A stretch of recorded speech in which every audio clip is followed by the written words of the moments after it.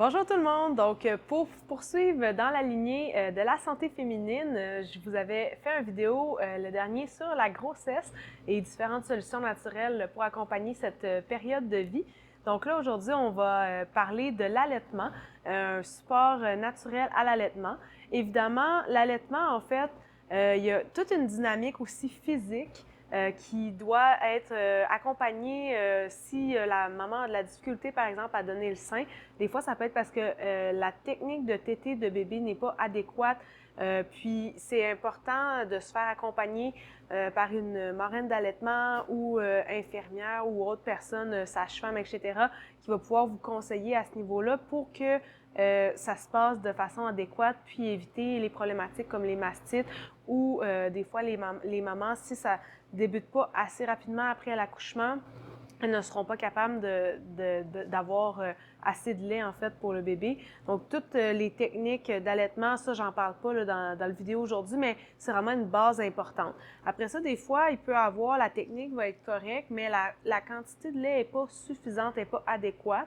Là, il existe des plantes qui vont aider à supporter justement la production laitière chez les mamans qui sont allaitantes. Donc, dans ces plantes-là, on retrouve entre autres le fenugrec qu'on peut consommer comme ça. En fait, on peut le faire germer ou on peut l'utiliser comme épice dans les recettes. Ce qu'il faut savoir, c'est que le fenugrec est vraiment efficace pour augmenter la lactation, mais il peut donner, si on en prend beaucoup, une odeur un peu comme de carie à la sueur. Et même le bébé peut avoir une légère odeur, un peu comme du sirop d'érable. Fait qu'il faut juste le mentionner des fois s'il y a un suivi médical, parce qu'il existe une maladie que le bébé va avoir cette odeur-là. Mais là, quand on consomme du fenugrec, c'est normal. Fait que juste pas s'inquiéter. En fait, si on consomme beaucoup de fenugrec pour la lactation, ça se peut que notre odeur ou celle de bébé soit légèrement influencée. Donc, il y a le fenugrec qu'on peut prendre comme ça, ou on peut le prendre aussi sous la forme de comprimés. En fait, les hauts des îlets ont fait une super belle synergie pour l'allaitement. C'est le fenugrec et le chardon béni. C'est deux plantes qui vont vraiment aider au niveau de la lactation. Puis, en capsules, sont ultra concentrées, ce qui fait qu'au lieu d'avoir à prendre, mettons, une vingtaine de capsules par jour, on en a seulement une, deux à prendre parce qu'elles sont ultra concentrées. Fait que c'est très efficace pour supporter les processus d'allaitement.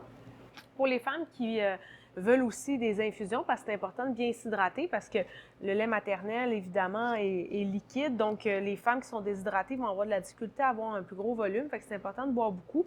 Puis, on a aussi une infusion qui s'appelle, en anglais, le Mother's Milk, mais dans le fond, c'est vraiment comme ma mère laitière. Puis, c'est pour aider la production de lait, encore une fois. Donc, on a le fenugrec, on a aussi le fenouil, puis il y a différentes plantes, puis il y a un peu de chardon béni aussi à l'intérieur. Fait que ça, on peut se faire des infusions là, pour aider. Puis, c'est important d'aller supporter le côté nutritif aussi, parce que le lait, c'est la première nourriture du bébé.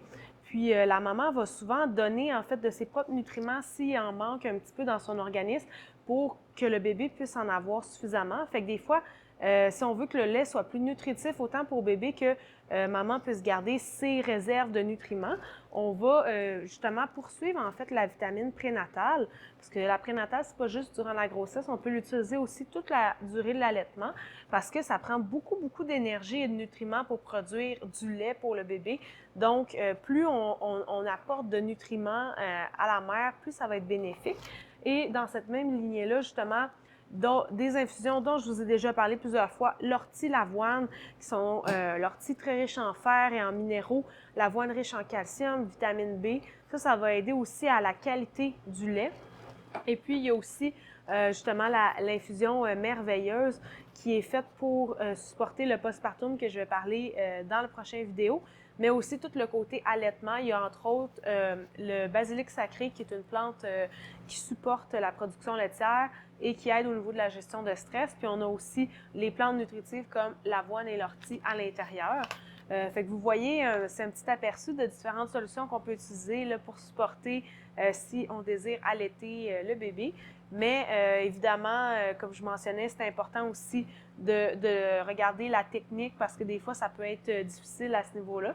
Mais au moins, avec les plantes, on est sûr d'avoir des bons outils pour nous aider dans cette période-là. Donc, merci beaucoup et n'hésitez pas à partager avec des femmes qui pourraient bénéficier de ces informations-là. Et on se voit dans un prochain vidéo pour la suite. Merci!